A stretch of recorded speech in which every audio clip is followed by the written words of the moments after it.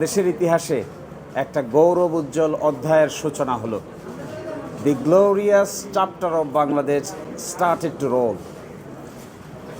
এবং এই রায়ের মাধ্যমে নির্বাহী বিভাগের করায়ত্ত এবং রাজনৈতিক প্রভাব থেকে আমাদের অধস্তন বিচার বিভাগ মুক্তি পেল।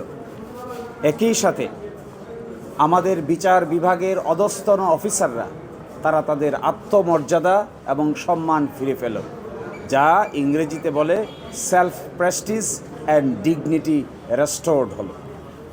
আজকে এই রায়ের মাধ্যমে মূলত সংবিধানের 116 অনুচ্ছেদ, যা নাকি অরিজিনাল সংবিধানে ছিল, তা পুনরুজ্জীবিত করা হলো।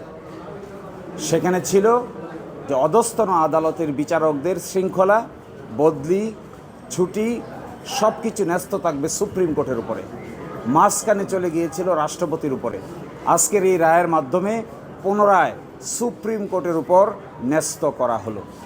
একই সাথে 2017 সালে সাবঅর্ডিনেট বিচার বিভাগীয় অফিসারদের জন্য যে ডিসিপ্লিনারি রুলস করা হয়েছিল, এই রুলস অসাংবিধানিক ঘোষণা করা হয়েছে এবং আগামী 3 মাসের মধ্যে সেপারেট জুডিশিয়াল সেক্রেটারিয়েট গঠন করার জন্য নির্দেশ দেওয়া হয়েছে। রায় প্রাপ্তির দিন থেকে 3 মাসের মধ্যে আলাদা বিচার বিভাগীয় সচিবালয় প্রতিষ্ঠার নির্দেশনা দেওয়া হয়েছে এবং এটি একটি সার্টিফিকেট দিয়েছেন হাইকোর্ট যে এটি খুবই সাংবিধানিকভাবে অত্যন্ত গুরুত্বপূর্ণ বিষয়। এই জন্য এটি সরাসরি আপিল যেন হয়, সেই জন্য সার্টিফিকেট ইস্যু করেছেন।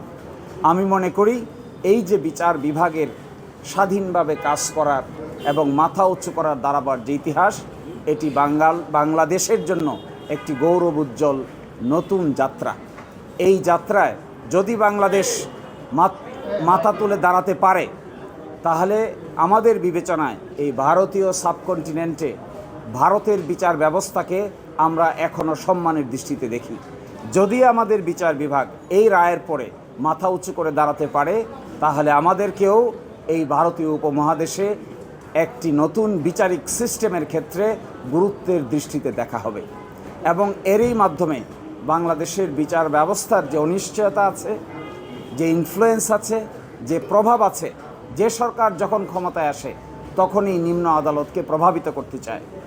দিনের বেলা কোর্ট বসায়, রাতের বেলা কোর্ট বসায়, রাতের গভীরে কোর্ট বসায়, যাকে ইচ্ছে তাকে নির্বাচনে অনুপযুক্ত করার জন্য রায় দরকার, কাকে বেল দিবে কাকে বেল দিবে না, কে পছন্দের কে অপছন্দের, এই সকল দুষ্ট চক্রের অবসান হবে। একই সাথে আমাদের অধস্তন বিচার বিভাগের অফিসারদের যে ইন্টেলেকচুয়াল ক্যাপাসিটি আছে, এই ইন্টেলেকচুয়াল ক্যাপাসিটি ব্যবহার করে তারা সকল আইনের ব্যাখ্যা দিতে পারবে। আর শুধু একটা কথা এখানে অ্যাবান্ডন কশন হিসেবে আমি বলছি, অবশ্যই নিম্ন আদালতের বিচারকদের জন্যও কোড অফ কন্ডাক্ট বা আচরণবিধি, উচ্চ আদালতের বিচারকদের জন্যও কোড অফ কন্ডাক্ট বা আচরণবিধি যতটুকু আছে, যতটুকু নাই তা প্রণয়ন করা জরুরি, যেন কেউই শেষ পর্যন্ত মনস্টার হতে না পারে। যেহেতু judicial independence, rule of law, separation of power, এগুলোকে সংবিধানের বেসিক স্ট্রাকচার বা মৌলিক স্তম্ভ বলা হয়েছে, এই মৌলিক স্তম্ভগুলো উচ্চকিত হবে যদি বিচার বিভাগ স্বাধীন, সার্বভৌম এবং চেকস অ্যান্ড ব্যালেন্সের নীতিতে কাজ করতে পারে। আজকের এই রায়ে চেকস অ্যান্ড ব্যালেন্স প্রতিষ্ঠিত হলো।